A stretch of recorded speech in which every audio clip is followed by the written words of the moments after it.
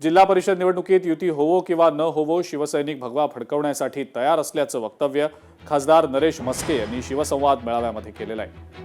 शिवसैनिक एकनाथ शिंदे यांच्या आदेशाचं पालन करेल असं गृहराज्यमंत्री योगेश कदम यांनी म्हटलंय. खासदार डॉक्टर श्रीकांत शिंदे यांच्या मार्गदर्शनाखाली संपूर्ण महाराष्ट्रामध्ये शिवसैनिकांशी संपर्क साधण्याकरता शिवसंवाद दौऱ्याचं आयोजन करण्यात आलेलं आहे.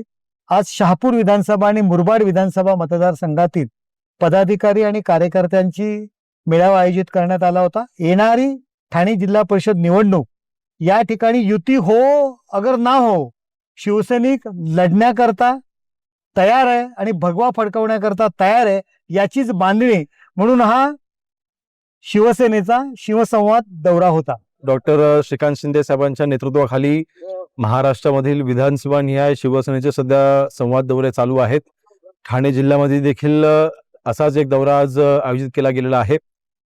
माननीय एकनाथ शिंदे साहेबांच्या नेतृत्वाखाली शिवसेना आज अतिशय यशस्वीरित्या महाराष्ट्रामध्ये वाटचाल करत असताना येणाऱ्या अवघातल्या सगळ्या निवडणुका असू द्यात किंवा संघटनाचं बांधणी असू द्यात, या अनुषंगाने हे सगळे दौरे आहेत. परंतु माननीय एकनाथ शिंदे साहेब शेवटी जो आदेश देतील त्या आदेशाचं पालन शिवसैनिक करेल.